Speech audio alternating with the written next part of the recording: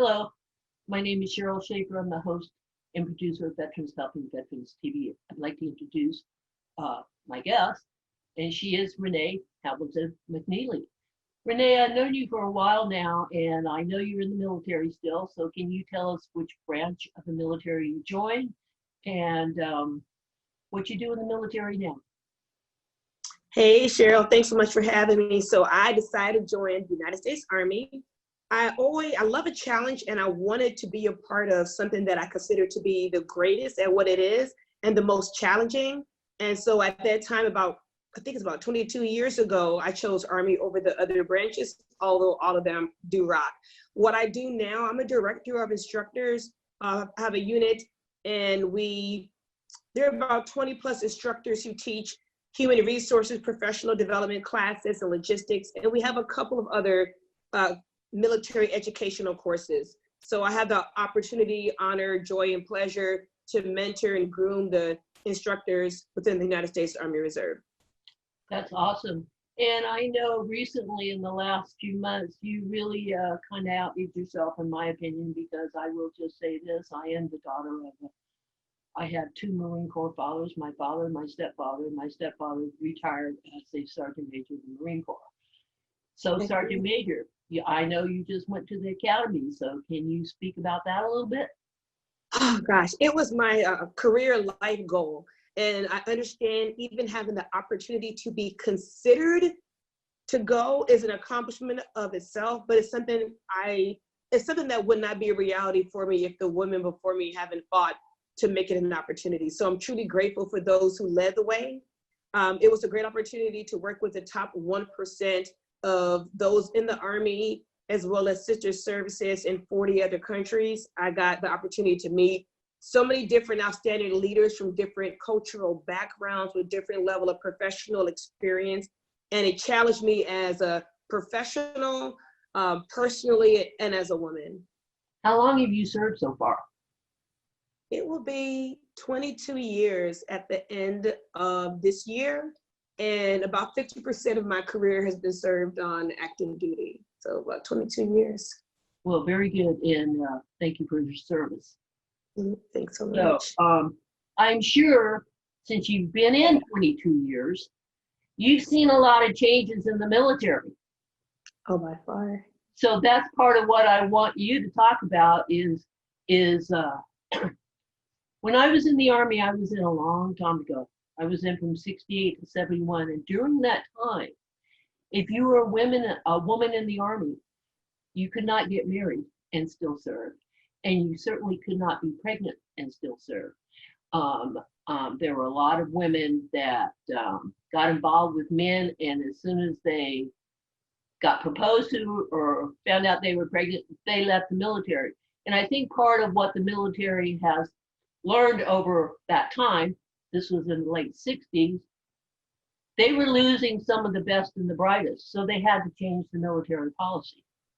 So can you speak to some of the changes that you yourself have seen, number one, and number two, how the military is integrated and is a place, now this is an ongoing and is a lifelong and generational process, integrating men and women in the military, different races in the military, different cultures, different backgrounds. It's one of the few places you can actually go into.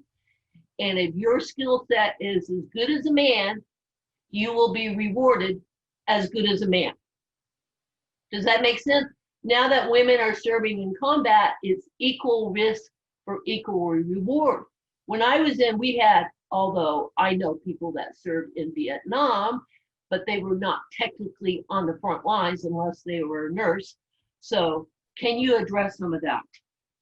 Good deal. I like that question. So first, one thing is the thought process as good as a man. And there may have been some who felt like their goal was to be performing at the same level of their male counterparts, but actually there are some women who surpass the performance of male soldiers as well. So the standard is no longer the male soldier is the best and the greatest, but the military has a standard and either gender should aim to excel beyond it. Two major things I will focus on that I have had the honor to observe much changes over the last 2 decades have been the Army's perception on the Army family, as well as diversity. So what is awesome is that, you know, let me think, way back then, maternity leave, paternity leave were, you know, something that everyone didn't talk about. Now, if a soldier is pregnant or they have their child, there's policy that supports the time off needed. It was been extended time frame, seeing paternity leave for the father, seeing leave for if parents decide to adopt, as well as the Army married couples program, being mindful where your spouse is stationed at. So the Army has updated a lot of policy and program to support the family, because the Army family is a part of the whole picture. It's not just the soldiers, the civilians, contractors, the family play a vital role. So programs really support that. Exactly right, because being the child of military parents, my mother was also in the Army during World War II. That's how she met Okay. my father. So I grew up in the military, and my parents had their issues, you know. It's great to see that transition. That, like you just said, when you're in the military, your family is supporting you in that role. So it's good that they're being recognized for their contributions to someone's military service. Oh yes, and I even think about family readiness groups. I remember shortly after 9/11, about 2 weeks after, we were called to active duty, and we had an FRG, a family readiness group, who was there to pretty much support us and take care of our family when we weren't there. And that program has continually evolved, very much so over the last couple of years. The second thing I wanted to mention was the diversity aspect. Being in the reserve, I've been able to work for other agencies for my main or civilian job. I've been able to work for within tech industry. I've been able to work as a GS federal employee, private sector, different industries. And one thing I've noticed that we do in the Army is truly take the time to honor diversity through education and celebration, and not just in a retroactive way. An example I will share is our Equal Opportunity Program. So each month we'll have a different ethnic observance in such a way to learn more about different cultures. So we are in September now, so Hispanic Heritage Month goes from about the 15th of September to 15th October. So it's a great opportunity to have different themes, messages to learn more about those we serve with, because not everybody looks the same or has the same background. And it's an educational way to learn more about who we serve along with, as well as just, you know, just honor people who've probably been neglected in history or whose story hasn't been told. In addition to the program, some of the advancements I've seen are diversity amongst the leadership. Now, we still have a way to go. There have been articles about, you know, less diversity the more senior you go within the military, yet there are a lot of fabulous, qualified, talented, and skilled junior enlisted and junior officers who are really pushing beyond all boundaries. So I think in a good couple of years, we'll start to see more of that representation. But the opportunities are there to really help people move beyond what used to hold certain service members back. How has serving in the military changed you? Oh goodness. So would you, if you could turn back the hands of time, so to speak, and do it again, would you?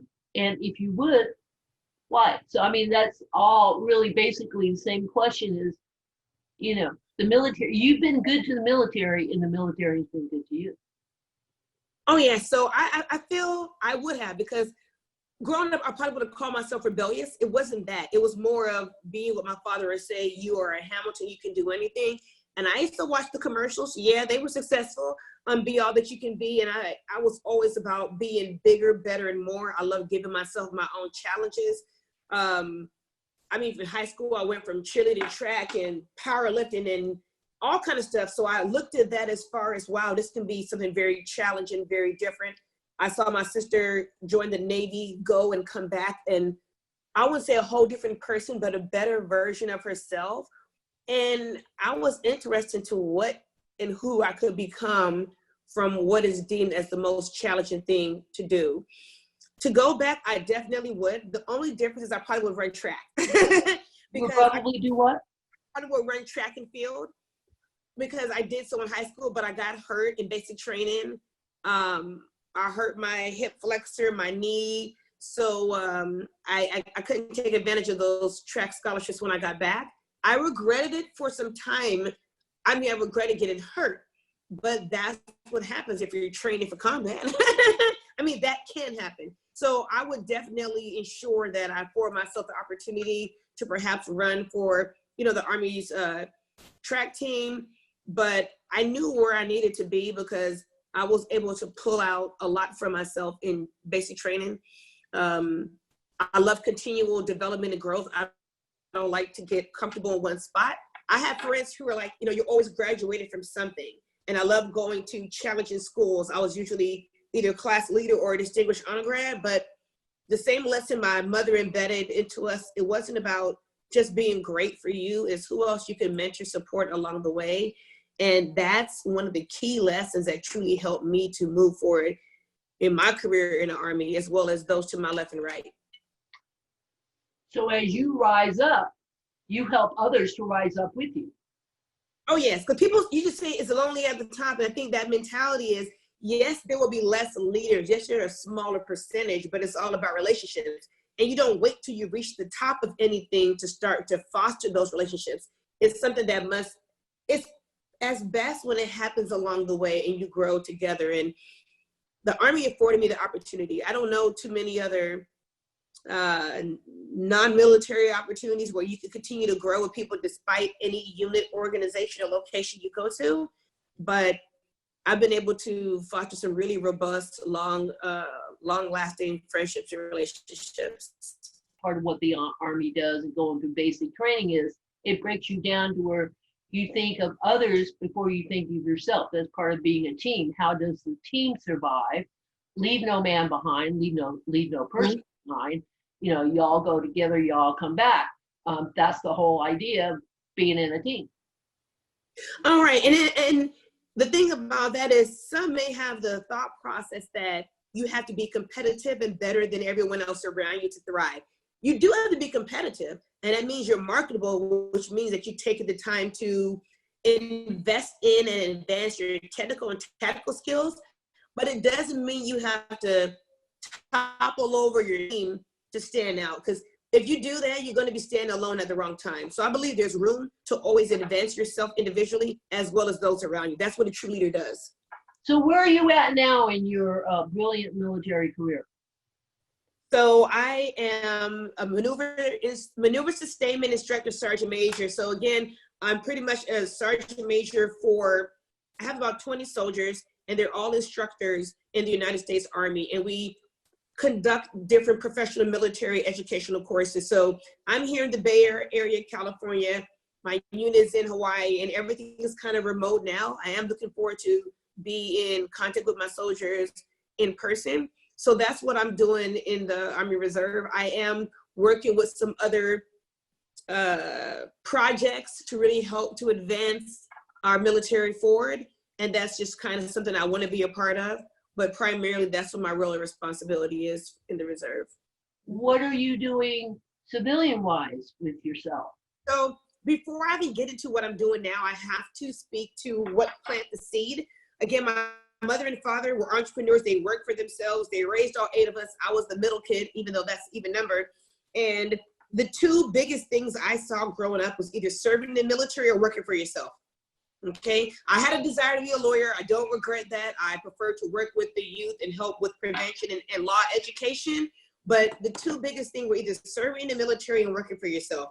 Well, I've already shared that I've served for 22 years. And where I'm at now, I've given myself the permission to lead, to be that entrepreneur. As an artist, well, before I get there, I've given myself to lead, to work full-time as an entrepreneur. Before you ask me, some things I've gained from the military, I've been able to really push my civilian education by far. And that includes earning 3 degrees to include a master's, but not only traditional education, I've been able to go to beauty school and have that paid for my GI Bill. and become a licensed esthetician. So where I'm at now, I decided to marry those skills. And as an artist, I am painting. I am having different artwork printed on different types of canvases for an art gallery. Also, I'm working on a product for the beauty industry. I'll share at the right time, but it feels good to just trust myself and to invest in everything that I work for so I can continue to serve in the Army Reserve, but be that full-time entrepreneur. So I know what you do artistically, so I would like to for you to expand on that a little bit. Oh, yeah, and I have a lot of ideas where I'm going to use my art to share some veteran stories. You know, some will be inspiring, some may be uncomfortable, but it's all truth. And I feel that everyone should use their unique talent and skill to share their military experience. It may simply be whether it's a blog or going to speak with the youth or just being a guest speaker at a military graduation or a high school graduation, whatever it is, being able to share your experiences, because I think we have that obligation to the next generation. And it really kind of helps to bring things full circle for ourselves. Yes, it does, because you are a success story. And not everybody that goes into the military, one, makes it a career. I certainly didn't make it a career. I couldn't wait to get out once I got in, to be honest. You know, I did well in the military. When I look back on my life, it was one of the best decisions I certainly made for myself.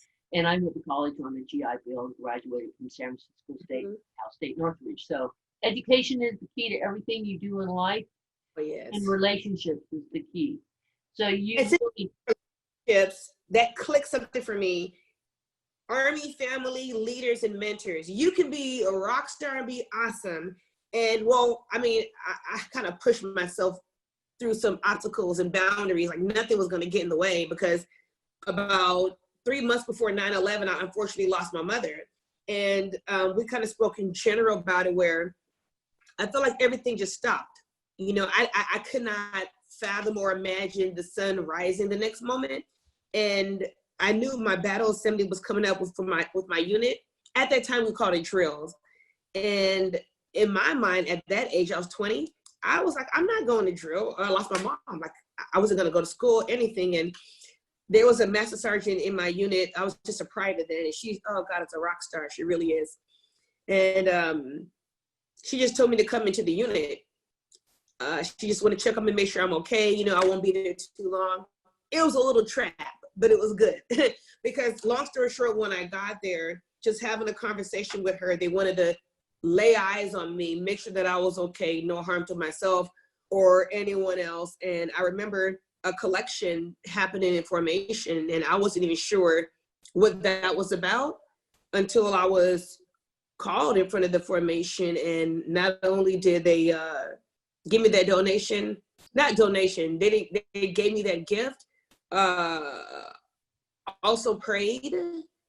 I had time to speak with the chaplain, some other leaders. They were mindful of everybody's religion, but it felt good at that time where I really couldn't hold back tears. I was like, darn, they got me. But my unit was creative in showing me how the Army family is supposed to work. I felt like no matter what happened, I have a strong Army family that will support me. And that's exactly what they did. Rockstar mentors, leaders who challenged me when I was at E4, they expected me to perform as an E6. They gave me the hard jobs. I mean, they knew that accomplishment and responsibility are two things that really help me stay alert, stay alive, heal, feel relevant and engaged. And many of them have retired, but the leaders who really helped me set the foundation early in my career, especially when the nation was at war and lost my mom, that's the reason that really pushed me all of these years. I mean, I've had great mentors down the line, but that was a make or break moment. And